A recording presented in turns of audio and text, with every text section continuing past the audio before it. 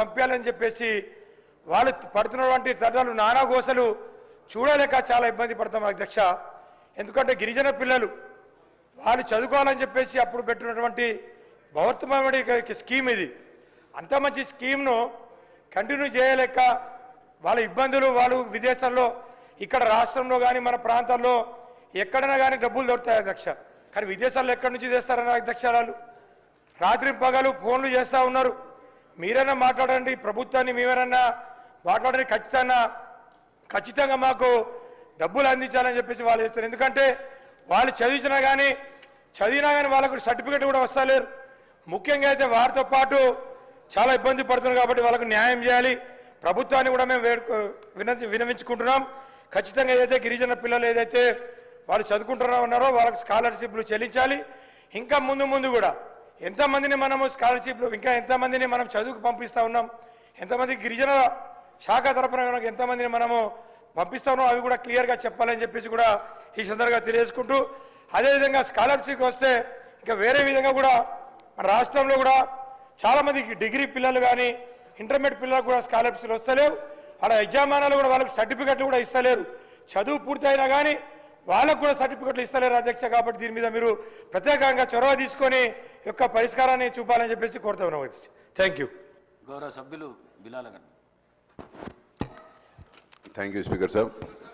Speaker साहब, मैं mister साहिबा से आपके ज़रिए मालूम करना चाहूँगा कि आपने जो 8,723 बच्चों का जो जिक्र किया स्कॉलरशिप के अंदर, जिसमें से अमाउंट 1,396 करोड़ रुपए दिए बोल रहे हैं, ये 8,323 में माइनॉरिटीज़ के कितने बच्चे हैं, एससी के कितने बच्चे हैं, ये थोड़ा डिटेल्स दे दिए तो जानकारी में वो होगा. और ये जो अकाउंट आप जो दिए हैं कि 8,723 बच्चों में आप 1395 करोड़ रुपए आप दिए बोल रहे हैं, जबकि टोटल अमाउंट 8,723 का हो रहा है 1,744 करोड़. अगर आप 1,396 करोड़ दिए तो बैलेंस बचता है 348, आप 104 बैलेंस बता रहे हैं. तो ये आंसर भी आपका ये रॉन्ग है मैडम. आप प्लीज़ ये चेक करिए कि टोटल अमाउंट कितना था. आप जब रिएम्बर्समेंट इतना बता रहे हैं तो उसका बैलेंस 20 लाख रुपए पर स्टूडेंट के हिसाब से 8,723 बच्चों के 1,744 करोड़ होते हैं. उसमें से आप अगर से इतना 1,396 रिएम्बर्स करे हैं तो बैलेंस इज 348, लेकिन आप यहाँ स्टेटमेंट में बता रहे हैं 104.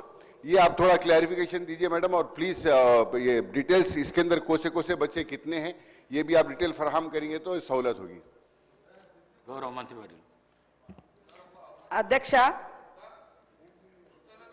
మేము అంటే 2024-25కి సంబంధించి ఎంత స్కాలర్షిప్స్ పే చేసిరు అన్నప్పుడు మరి బకాయిలలో 140 కోట్ల 74 లక్షలు చెల్లించడం అని చెప్పడం జరిగింది అధ్యక్ష. అంటే దాంట్లో 104 కోట్లలో ఫస్ట్ అండ్ సెకండ్ ఇన్స్టాల్మెంట్ వాళ్ళు కలిపి ఉన్నారు. అదేవిధంగా ఇప్పుడు మాకు వచ్చినటువంటి దరఖాస్తులు 3,488 దరఖాస్తులు వచ్చినాయి. వాటిలో మా టార్గెట్ అంటే మనం ఇవ్వాల్సినటువంటి వాళ్ళు సెలెక్ట్ చేయాల్సింది 1,310 మంది విద్యార్థులను సెలెక్ట్ చేయాల్సినటువంటి అవసరం ఉంది సార్. అది తొందరలోనే చేయడం జరుగుతుంది. ఎందుకంటే వివిధ డిపార్ట్మెంట్స్ నుంచి కూడా తీసుకొస్తున్నాం. కొంతమంది డాక్యుమెంట్స్ కానీ ఇతరత్ర మరి సర్టిఫికెట్స్ కానీ అవన్నీ కూడా వెరిఫై చేస్తున్నందున కొద్దిగా డిలే అయింది. కానీ తప్పకుండా ఈ స్కీము మరింత స్ట్రాంగ్గా చేయడం జరుగుతుంది. అదేవిధంగా స్కాలర్షిప్ చెల్లించలేక ఇతరత్ర ఆత్మహత్యలు అన్నారు. మీ ప్రభుత్వంలో లావణ్య అనేటువంటి దళిత ఇంజనీరింగ్ స్టూడెంట్ మహబూబ్ నగర్లో ఆత్మహత్య చేసుకున్నది.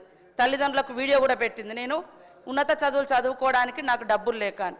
మీరు ఇవాళ గొప్పగా మాట్లాడితే ఎట్లా? 10 ఏళ్లలో మీరు చేసినటువంటి బకాయిలు, మీరు పెట్టినటువంటి రకరకాల సమస్యలు అవి కొనసాగుతున్నాయి. వాటిని కంప్లైంట్ అట్లాంటి సమస్యలు రాకుండా చేయడం కోసం మేము ప్రయత్నం చేస్తున్నాం. అదేవిధంగా మరి ఇందాక అన్నట్టుగా 244 కోట్లు వాళ్ళే పెండింగ్ ఇచ్చిపోయారు. వివేకానంద గారు కానీ, రాజశేఖర్ రెడ్డి గారు, అనిల్ జాదవ్ గారు, మరి బలాల గారు చెప్పినట్టుగా వాళ్లకు ఏ కమ్యూనిటీ నుంచి ఎంతెంత ఇప్పటి వరకు గత ప్రభుత్వంలో కానీ ఇప్పుడు కానీ చెల్లించినాయో విత్ పేపర్ రూపంలో వాళ్ళ ముందు పెట్టడం జరుగుతాయి సార్. ఈరోజు వాళ్ళు ఒక సబ్జెక్టుకి వచ్చి ఒక సబ్జెక్టు మేము ఆల్రెడీ 140 కోట్ల 74 లక్షలు చెల్లించడం జరిగింది. మాకున్నటువంటి దాని ప్రకారము ఇంకా 104 కోట్లు పెండింగ్లో ఉన్నాయి. అవి తొందరలో మార్చి వరకు కూడా మాకు అవకాశం ఉంది. దాంట్లో ఫస్ట్ సెకండ్ ఇన్స్టాల్మెంట్స్ క్లియర్ చేయడం జరుగుతుంది. దాంట్లో ఇంకా మేమేమి ఎక్కడ పెండింగ్ పెట్టలే. కొన్ని పెండింగ్ ఉన్నాయి.